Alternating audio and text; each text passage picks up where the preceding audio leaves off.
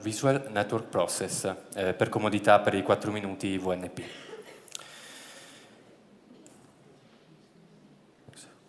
Riusciamo.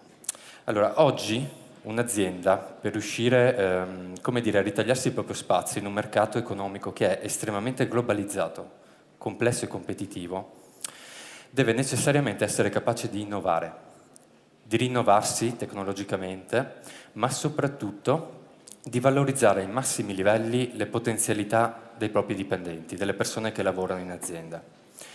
Il VNP si colloca proprio in questa dimensione, che peraltro è di natura squisitamente psicologica.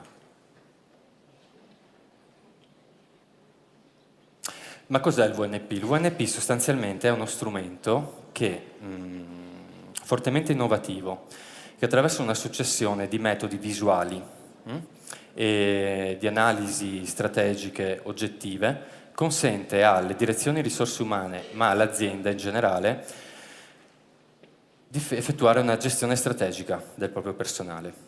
E come lo fa?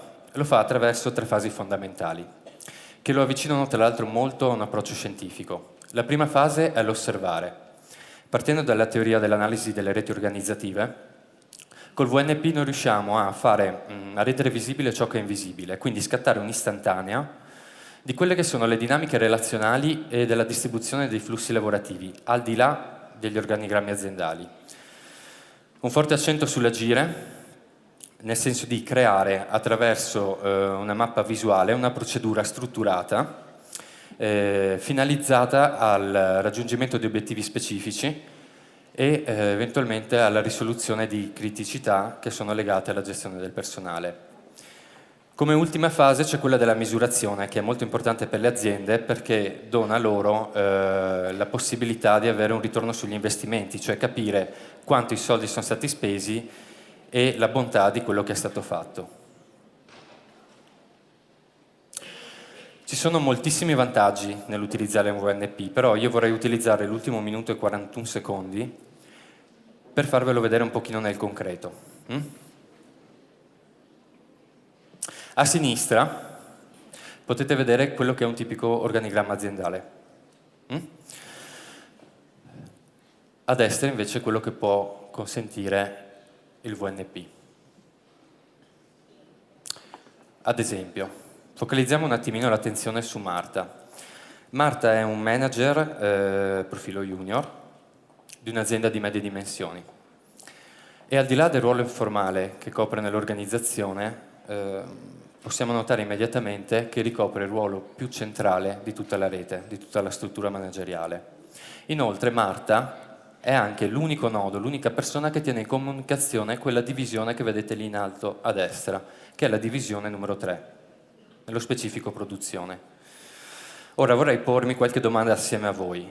Ad esempio, ma noi azienda, come stiamo aiutando Marta a gestire quel carico lavorativo lì? E soprattutto, come stiamo valorizzando e riconoscendo il lavoro che fa Marta? Stiamo pensando a pianificare la sua carriera affinché non abbandoni l'azienda? E se Marta ci lascia, cosa succede alla divisione produzione? Non comunica più magari con ricerca e sviluppo o con la funzione commerciale? E i 3 nodi che vedete in verde, altri 3 manager, perché li teniamo in posizione così periferica? Perché stiamo sottoutilizzando il potenziale che magari uno dei 3 ha la soluzione che serviva alla divisione produzione qualche mese fa? Sono scaduti i 4 minuti, quindi concludo lasciandovi una domanda. È una domanda che ha fatto riflettere me e che ha consentito anche la nascita di questo progetto del VNP. Quanto stiamo permettendo al nostro capitale umano di creare davvero valore nell'azienda? Grazie. Grazie.